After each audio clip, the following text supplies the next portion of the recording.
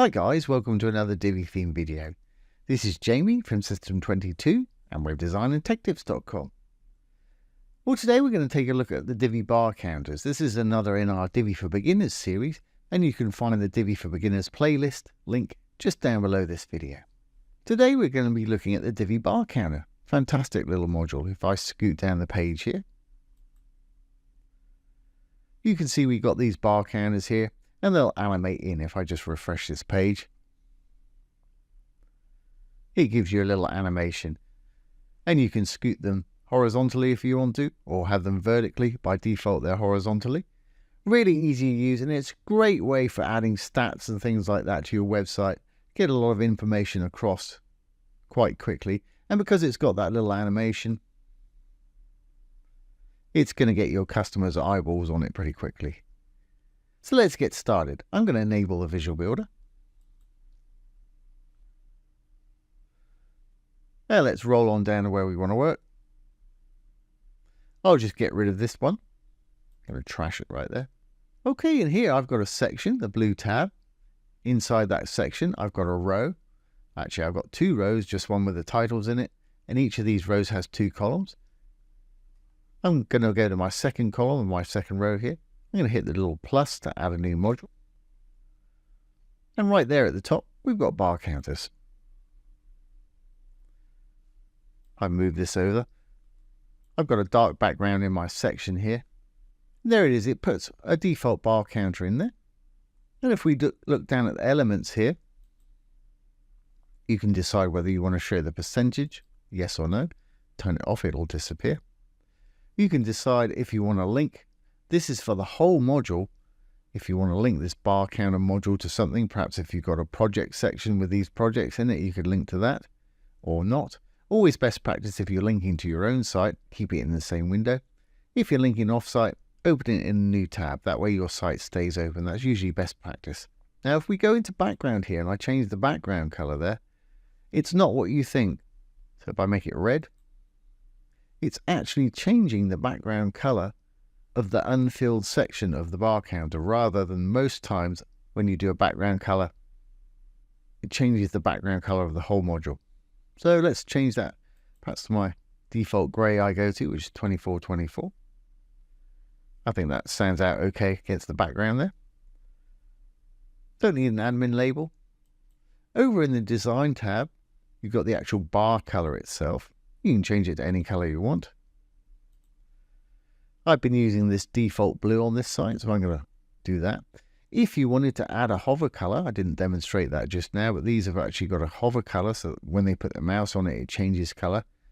You can do so here very easily, and this is common to all Divi modules. If you roll up over the dark writing within any module, and you see a little arrow icon, click on it. It'll give you two tabs. A desktop, when the mouse is not on it, you can have one value, and hover, obviously when the mouse is on it, you can set a completely different value. So when they hover over it, that's going to turn orange. Let's put it back to desktop there. Great, moving on down, we've got our text color and alignment. And this is going to do all the text at once. At the moment it's set on dark. If I flip it to light, you'll see that has turned white. But of course, in any of these modules, once you're in a module, you may have seen it just then. When I hover over this, little paintbrushes, little blue circles with a white paintbrush. If you click on that, it'll take you to whatever that's attached to. For instance, that's the bar, that's the text up the top, and that's the percentage numbers there. So if I click on that, you'll see it takes us straight to the percentage text. Nice little shortcut there.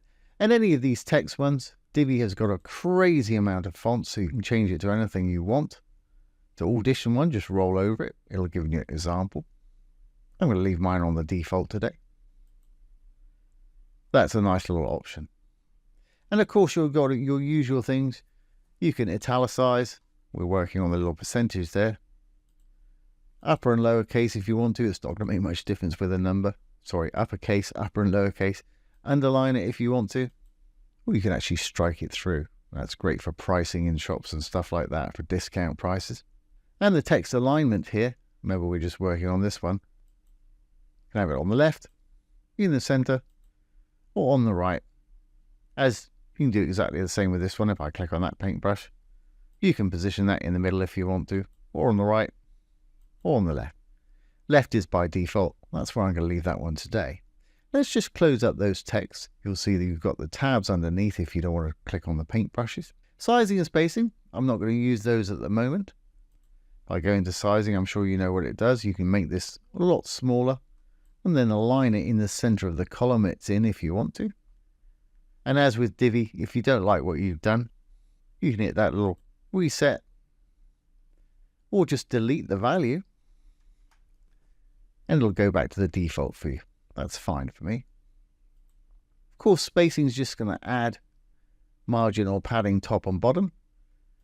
Margin is from the outside of the element pushing it down. Padding is from the inside of the element and the contents within there. Now borders, again, this isn't for the whole module. This is just for the bars themselves. You can add rounded corners. Give it a small pixel value. It'll have slightly rounded corners.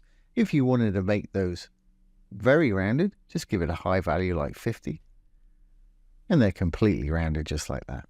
Just make sure you got that chain checked. It'll do all four sides at once. Or if you want to get some random looking arrangements, uncheck it. Change that one back to sort of 10 pixels. And you make different shapes going on. I'm happy with the way it was. So again, I'm going to check the chain. Going to delete it. Going to go back to the default square. Fantastic. If you want to put a border around it, you can do all four at once. Top, right, bottom or left separately. Just give it a width. Give it the color you want. And you've got a little border behind there. I don't think I'm going to have a border on mine. So I can just hit the little undo. Fantastic. Now box shadow, we've got a dark background there. So box shadow is not going to show up very much. But on dark backgrounds, if you want to play with it, you can get some little glow effects. So if I select any one of these, I'm selecting that little one right there. And we change that color from its default dark gray to a lighter color, even a blue or something. It'll put a little glow behind there. And you can play with it and get some great little sort of neon type effects doing that. But again, I'm happy with the way it was.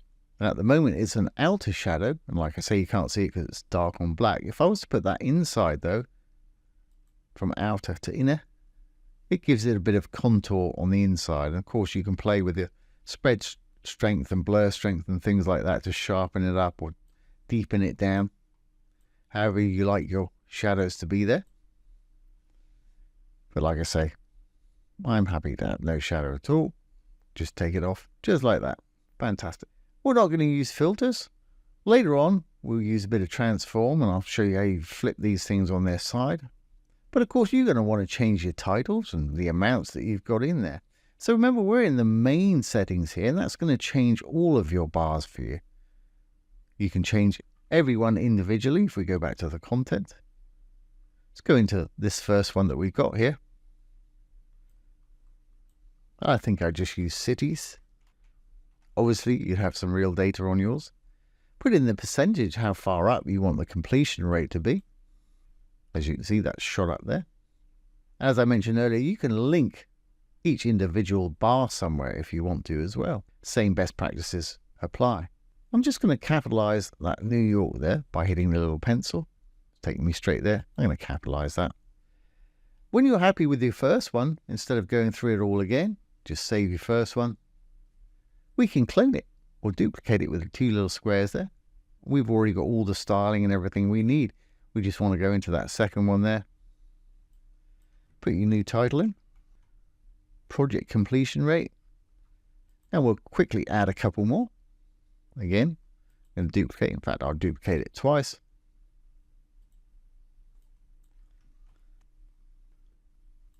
Save. And finally, when you're happy, just save your changes there.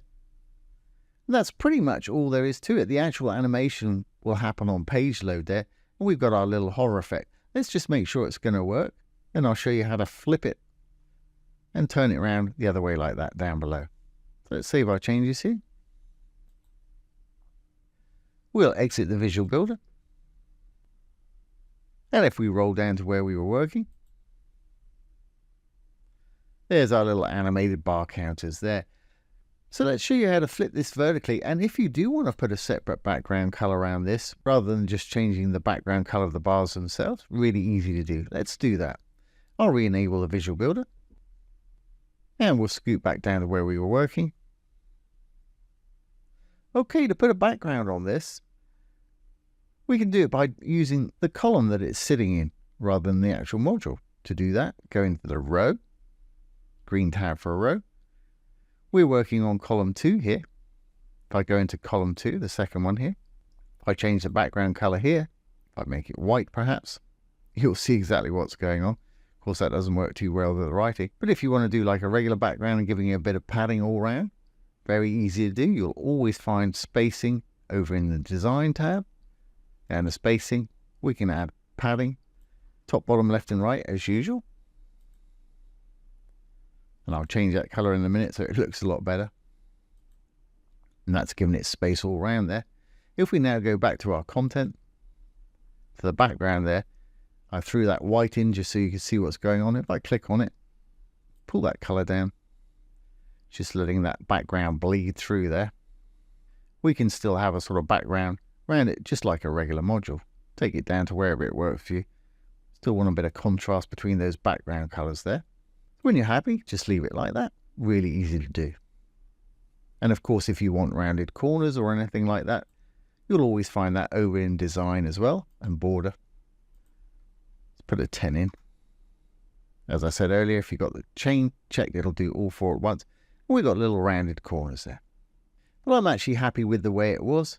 So I'm going to X out of this without saving, and it'll go back to how it was. Okay, if you want to flip this and make it vertical instead of horizontal, let's just duplicate this one. We've got 2 exactly the same on top of each other. This second one here, I'm going to go over to Design and Transform. Third tab along, we've got Transform Rotate. I can use this first axis to rotate it 270 degrees, which would be vertical there. You can slide that, you can type in a value, and you can increment up and down with a little slider if you want. Well, we've got a little problem there.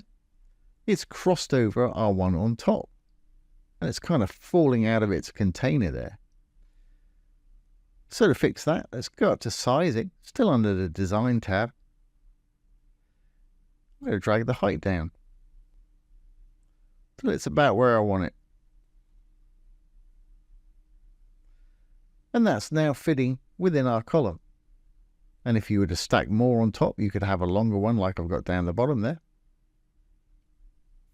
And you might want to check that on tablet and mobile. If you roll over any of these, get up your little icons.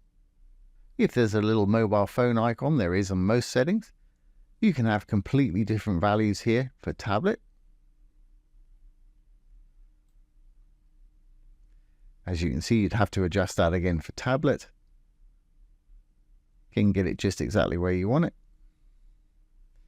I think that's where I want mine lining up with the left of the one on top. And you can fine tune a little bit with these little icons, get it exactly where you want it. And on mobile, again, we'll have to pull that down a little bit more. So you've got that on mobile. I don't know if I mix and match the vertical and the horizontal. That's entirely up to you. We've got this on tablet.